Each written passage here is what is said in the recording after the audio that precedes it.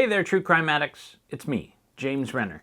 This will be another episode of True Crime This Week investigates the disappearance of Amy Lynn Bradley. I am presenting this week the first interview that's been published in about 2 decades of what people online consider the top suspect in the disappearance, a man named Alister Douglas. He was known as Yellow, that was his nickname. He played bass for the ship's band on Rhapsody of the Seas. As you may know, Amy Lynn Bradley disappeared March 24th, 1998, while on vacation with her family. She was 23 years old at the time. She was taking a vacation with her family aboard Rhapsody of the Seas, which is a ship with Royal Caribbean that was the biggest ship at the time. Now is considered quite small. I took a voyage on Rhapsody a couple months ago and visited the same ports of call. Alister has kept a low profile for many years, but I was able to find him on the island of Grenada, where he currently works, I swear, as an exorcist. He also runs a church. He's a reverend on the island and runs a church with a congregation of about 40 or 50 people. It's relatively small. It's kind of a little more than a shack on the side of a mountain. They gather there every Sunday. They also have services during the week. But I flew out there last week. I just got back a couple days ago and appeared at his church service. And he granted me an interview of about 20 minutes. I'm going to show you the most of that interview. There's a couple things I did cut out. A couple things to know going into this interview. The reason he's interesting in this case is there are witnesses that claim to have seen Alister with Amy after quite late the night that she disappeared. So he's one of the last people to have seen her. He does, in his way, clear up some of those ideas. He has his own opinions. One thing he does state, in his opinion, he says that Amy told him that she was forced by her parents to go on this cruise. That is one thing I think is not true. I think that's inaccurate. I've gotten to know the Bradley family. There's one thing that I know for sure, that they loved Amy fiercely, and they were a very close family. They were more like friends with their parents than what you'd typically see. They just it's a very close family. So I don't in any way see them forcing her. And beyond that, Amy was 23 years old. She could have made up her own mind. She certainly didn't have to go. So that's just one thing I want to clear up before you see this interview. But here it is, in its almost entirety, the interview with Alister Douglas that occurred in Grenada just a couple days ago. What do you remember after all of these years? Do you remember Amy at all? There's not a lot to remember in terms of remembering her, but I remember the short conversation we've had. It was a Monday night. I believe it's a Monday night. It's been years, so it's either Monday or Tuesday, but I believe it was a Monday night. There's a program called Dancing Under the Stars. Yeah. Oh, I should tell you, I was on the ship like a month ago. I took a trip on the Rhapsody. Oh. So I know how the layout of the Viking Lounge and all that. Lovely. So, as usual, we play until midnight. We were sailing out of Aruba. Yes. The next day should be Curaçao. Yep. So as you sail out of Aruba, we have this thing called Dancing Under the Stars. And we played. We finished a little after 12. We were supposed to finish by 12. A little after 12. I can't tell you exactly what time. And normally people always come up and talk to us. And I remember her clearly coming across when we finished playing and came across to me and said, "Hi, good set, back then when I played, I jump around a lot and all of that." And many persons would have always compliment or talk about my way of entertaining. So I said, thank you, like normal. And then she said to me that she blows a saxophone. I said, okay, interesting. What do you blow? And first thing, like, what kind of music you like? And but at that time we were packing up. The band was packing up. Yeah. And I said to her, because that used to be my line. Once we finished play, we would go up to the lounge. What's this called at the time? What's the name of the club? You just came from the Viking Lounge, yeah. And we will hang there, but we would only hang until 1 o'clock, 5 to 1, 10 to 1, because as entertainers, we could hang, but we need to be out of the area by 1 o'clock. Yeah. So I went down like I normally do, changed my clothes, had a quick shower, and I came up. When I came up, she was on the deck, on the decking outside. Ah. So she saw me and she said, hi. And I said, hi, but she was smoking a lot, and that's not something I know or like. I growing up in Grenada, you hardly ever saw people smoke. And I was young, so it was like not a norm for me. Yeah. So we went up to the club, because that's where I was going. And we sat there. Of course, it's noisy, so there's not a lot you can say. But she was smoking a lot. And I asked her, I said, why are you? For me, it's uncomfortable. And it's like, why are you? And she said to me, she said her dad is an insurance manager or something like that. And he found out that she's gay. And he forced her to come to the cruise. Well, but first of all, with hearing that, I was like, well, I mean, I didn't know what answer to give anyway. So I said to her, I was going on the dance floor. I was only going to be able to dance maybe 1 or 2 songs because of the time. So we came on the dance floor. Dance. We both were on the floor. I know there were cameras that took photos of us dancing. I remember seeing all of that. And about 5 minutes to 1, I said, look, I have to go. I've got to be out of passenger area. And I left. That was my last conversation. And that was the last time you saw her? Last time I saw her. What was your response when she told you she was gay? That's not something I'm used to. Yeah. So I really did not know. I just thought it was wrong that they would have forced her to come, on the cruise because they find out that she was gay. But there was not much I could even say about it because it's not something I was used to. Yeah. So I just left it as, How do you feel about that in general? I have an adopted brother who's gay. And I have some friends who's gay. Yeah. And on the cruise ship, there were some musicians who were really close to me that was gay. But I remember telling one of them, we can be friends. We can talk. Once you're going to keep it appropriate, because this is not something I am used to. I mean, I grew up in church as a little boy. And we never talked too much about these things in church as little children. But we knew that it was not something that we will do or we should get ourselves involved in. And as a young boy at that time, didn't know how to relate to anyone like that. So I had friends, but we would talk, we would play music together.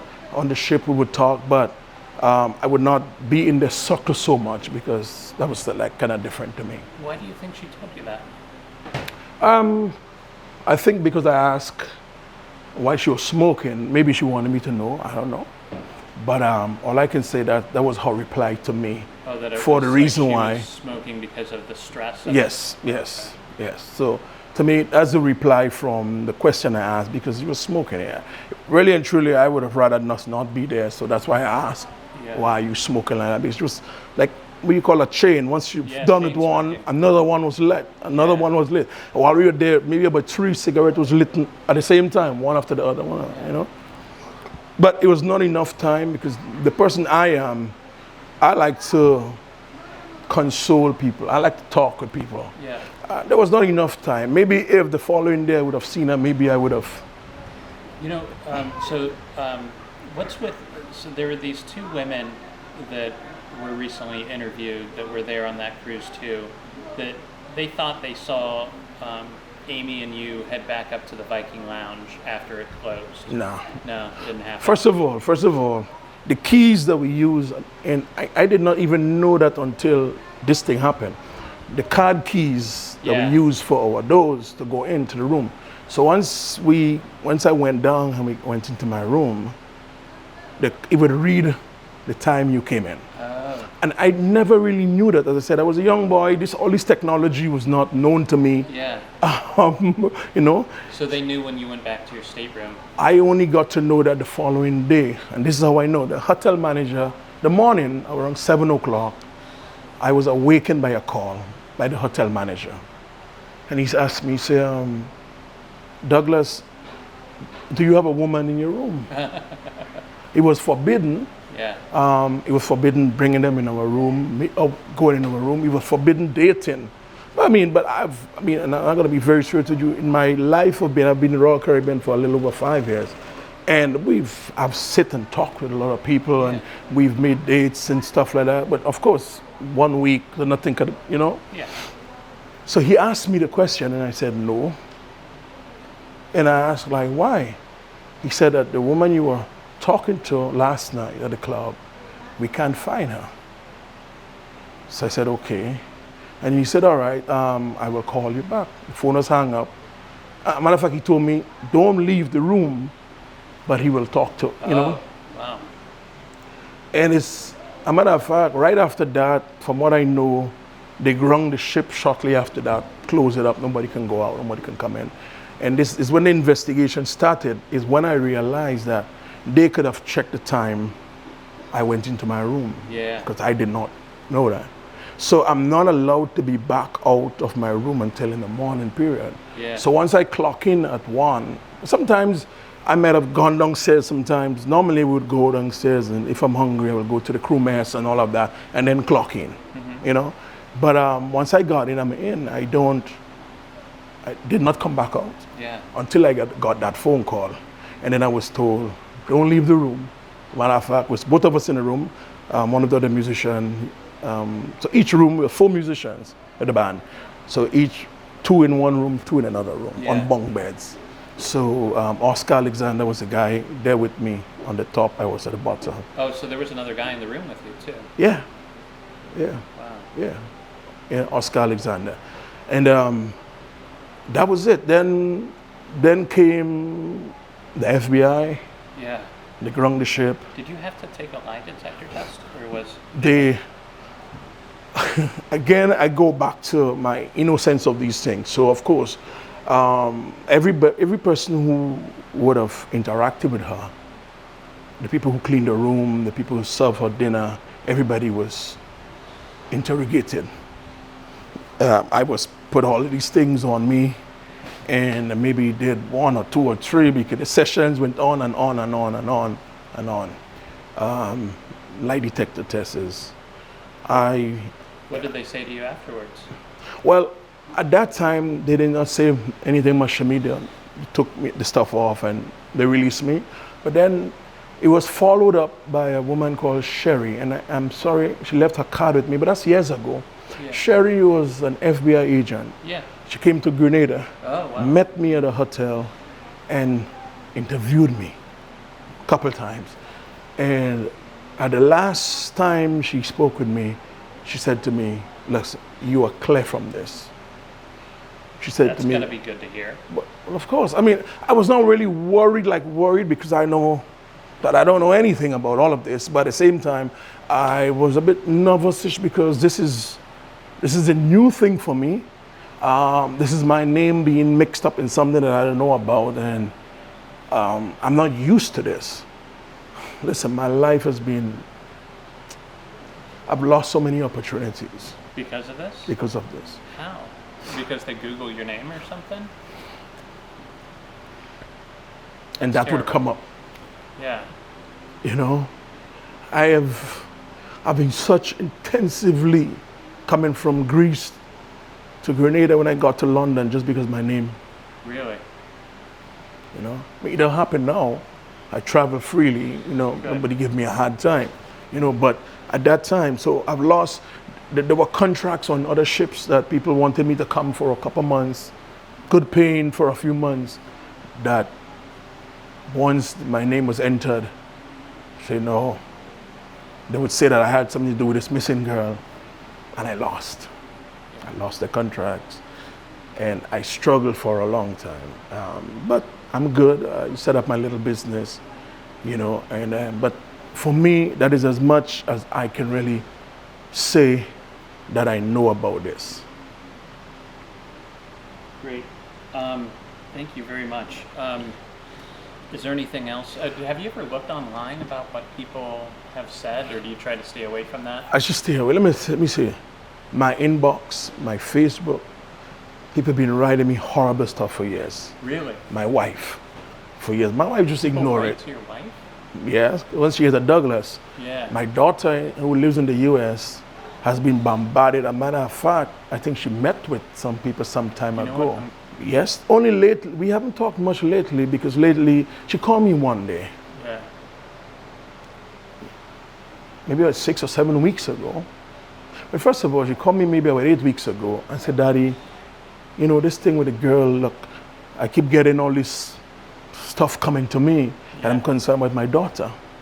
And I said, Amika, listen, I said, if you want, you can let people know that I'm not your father, because I say, I can't explain this. This has been going on for years. People have been sending me stuff, and I said to her, the truth will come out. I say, and when the truth come out, I will sue the people who've been making documentaries about me. But I say, for now, it's just in the hands of who's investigating, but things always comes up. The truth, no matter how long it is, it always surfaces. Somebody's gonna know. Somebody knows something, and somebody will speak at some point. Yes, I think so. And I said that to her. About a week later, she called me. And I'm not stupid. I know people were listening to her. And I didn't know at first, but I can tell you how I knew after. She called me and said, Daddy, you know, when I spoke to you about the people sending me stuff, this Amy, and there's a documentary about you. How come people can say they saw you on the beach? I said, oh my God, I was not on no beach. No way. I live in Grenada next to the beach. I hardly even go to the beach. So, I mean, why would I be on the beach? And people say they saw you. I say, well, if people have seen me somewhere, then of course they have evidence then that I know this girl. I said, I've never been anywhere. Since after talking to that girl that night, that was it. She questioned me, and I was not thinking, well, I thought she was just maybe being rude to me at the time, but I believe she was doing what she had to do because people were listening. Let me tell you how I knew. Then she said, do you know she was gay? I said, yes. I said she was smoking a lot. I asked her why she was smoking like this. And then she began to tell me that she's gay and her family found out and they forced her to come to the cruise. Once I say forced her to come to the cruise, I just heard the phone cut off, but it cut off not normal, like a clock. I've watched enough movies with FBI and stuff, tracking and listening. When did the phone hang up? I said there were people listening to this conversation. I didn't mind. I called her back. She never answered. Then my son told me, Amika is in Georgia. So that's where she went to meet who she went to meet. Amika is in Georgia because they communicate, and she's going back home today.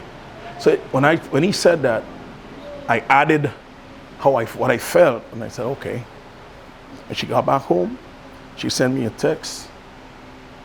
And the text showed how some people sent some stuff to her, you know, where is Amy under her? And she said, this is what I am talking about, Dad. I know you don't understand, but this is what I'm talking about.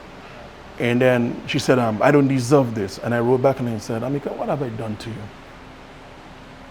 And that was the last conversation I've had. She hasn't got back to me, and I decided I'm leaving. I am the kind of guy who like to let things cool off. Yeah. So I just left her. I'm waiting on her because I know she's going to reach out at some point and say, Dad, I'm sorry. I know it's going to come to pass somewhere, whoever knows, somebody knows.